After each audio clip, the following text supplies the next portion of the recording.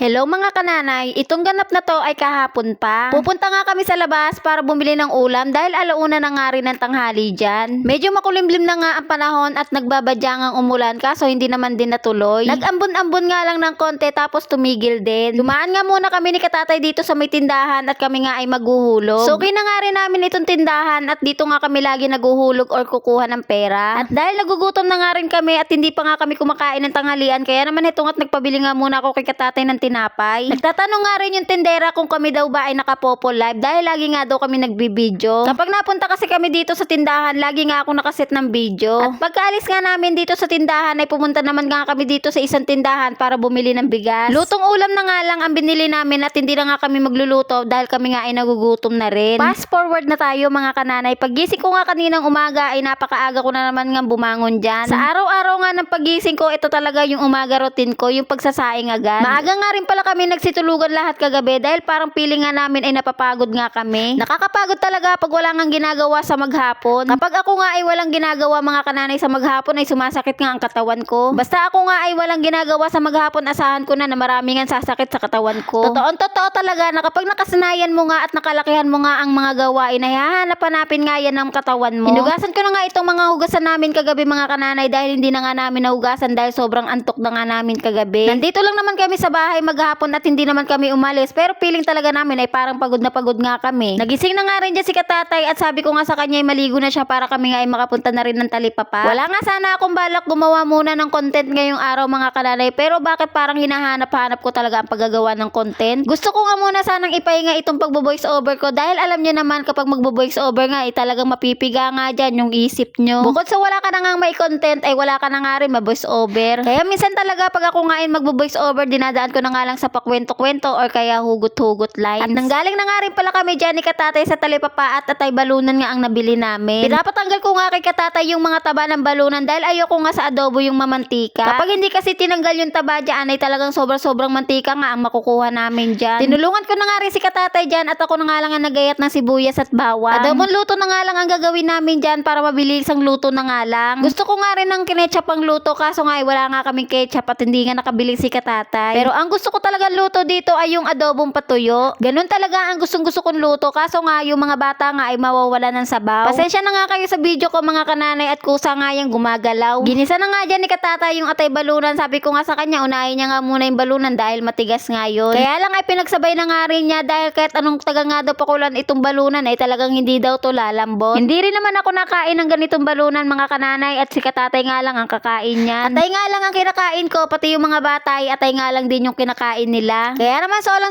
flight nga si Katatay sa pagkain ng balunan. Pinakuluan niya nga muna yan sa konting suka pagkatapos ay maglalagay nga siya dyan ng toyo. Naglagay nga din pala siya dyan ng konting asukal para balanse ang lasa. Pero dahil malasa nga yung sabaw niya kaya naman sabi ko kay Katatay wag na nga lang niya patuyuan at sayang nga yung lasa. Kaya hanggang dito na lang muna mga kananay. Salamat sa panonood.